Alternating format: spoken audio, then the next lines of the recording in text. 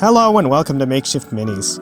Today I'm going to be making the iconic D&D monster, the Mimic. Usually I use a lot of hot glue, but this time I decided to have fun with other materials such as super glue and craft foam.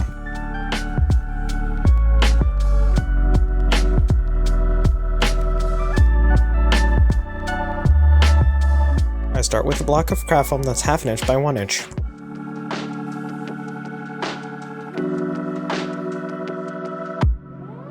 Once I spread super glue with a Q-tip, I attach a piece of craft foam that's about 1 inch by 1.5 inches. The front panel of foam is about the same length as the base, so about half an inch by 1 inch.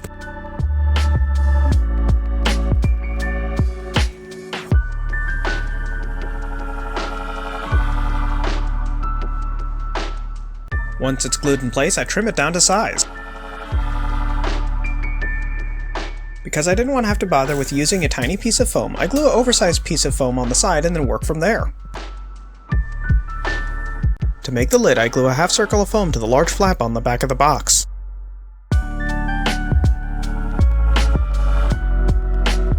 Since superglue doesn't dry instantly, I need to hold it in place for a few seconds while being careful not to glue my fingers to a project again. With the box complete, I begin spreading glue on the front.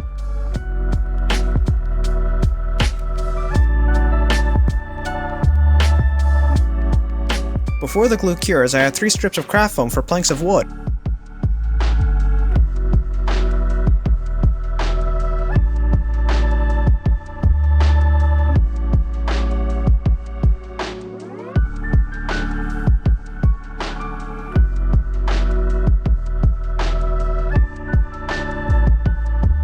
After adding glue to the side, I lay down strips of craft foam that overhang, which I then trim down.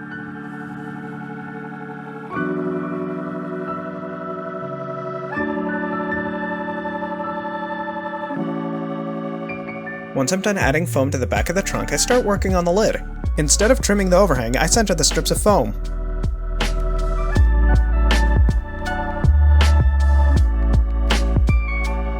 After I finish decorating the sides of the chest, I begin gluing in teeth.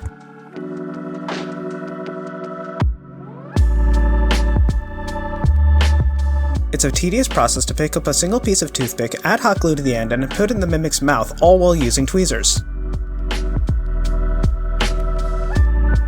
Since I think it looks more interesting, I don't bother keeping the teeth level, straight, or even the same size. With the main body complete, it's back to familiar territory. I straighten out some paper clips to use as an armature wire for the arms and legs.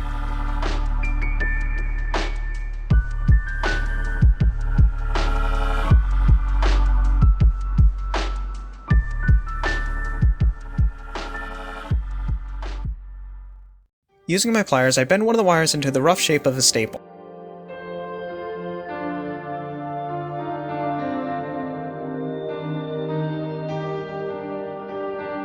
I then use my awl to put holes in the bottom that I can thread my wire through.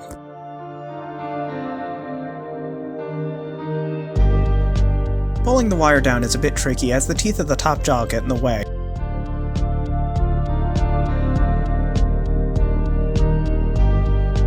Putting in the arms is easy enough. I push the wire in and then center it before gluing everything in place. With all the limbs in place, I pose the wires using my pliers. I decided to make the legs retrograde because I think a bizarre creature needs to look the part.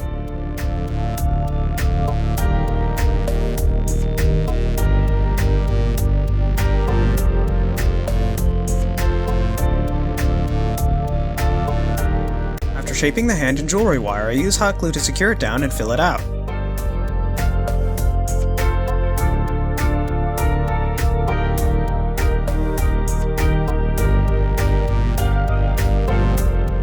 As I work on the other arm, I'm careful not to get too much glue on the body.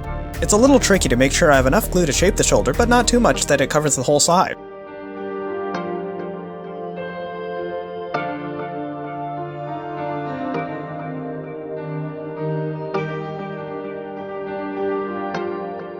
The foot is pretty simple. It's just a wire wrapped around the end of the armature to make 2 toes. After I cool it off in water, I begin adding hot glue to the legs and toes to give it more mass.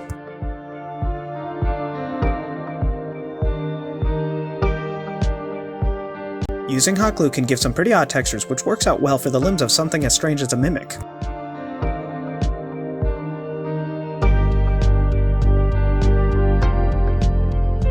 With the mimic finished, I mounted on the lid of a sports drink bottle to use as a base.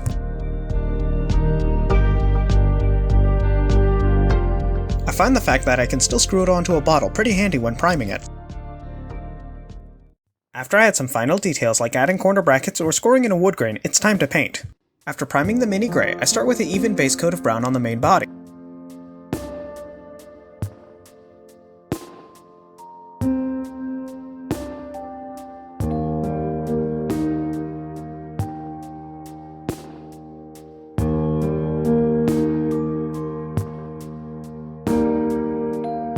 When painting the limbs, I carefully use dark blue.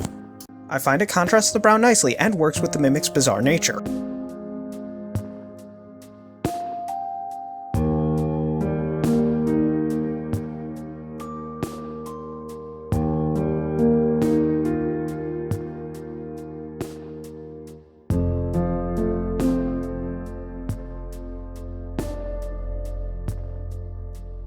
Once both base coats are dry, I dry brush in a mixture of red and brown.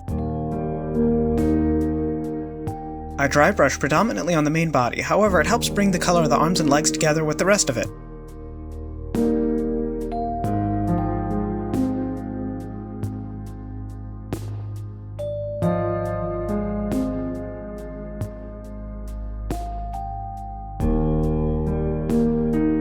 I paint the bands and corner brackets silver. As good as it looks, a different color of primer may have been a better option.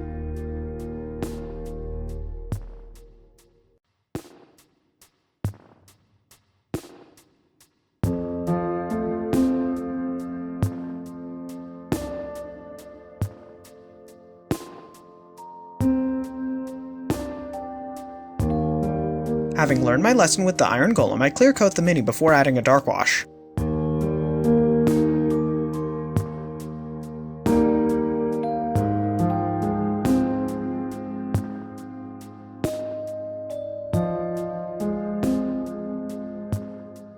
After I apply the dark wash, I use a Q-tip to clean up some of it, leaving only the recesses colored.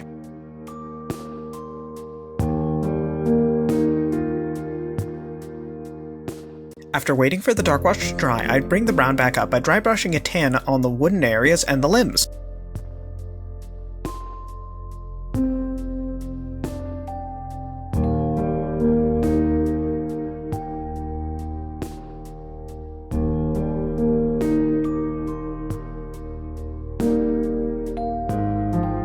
With the rest of the Mini done, it's finally time to show its wonderful smile. I give the teeth a base coat of mixture of yellow and ivory, which is pretty close to a sepia tone.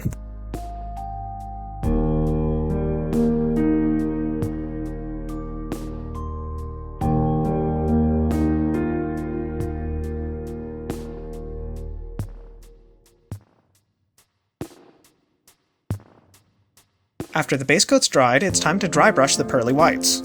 I use an ivory color while dry brushing, which looks rather ridiculous.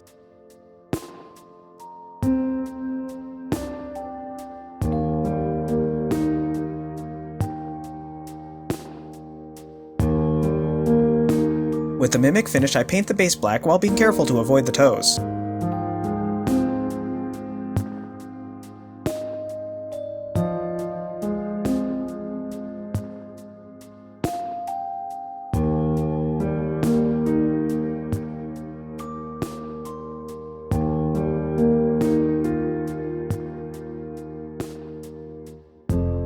I had a lot of fun with this one. It has a lot of character and I used new materials.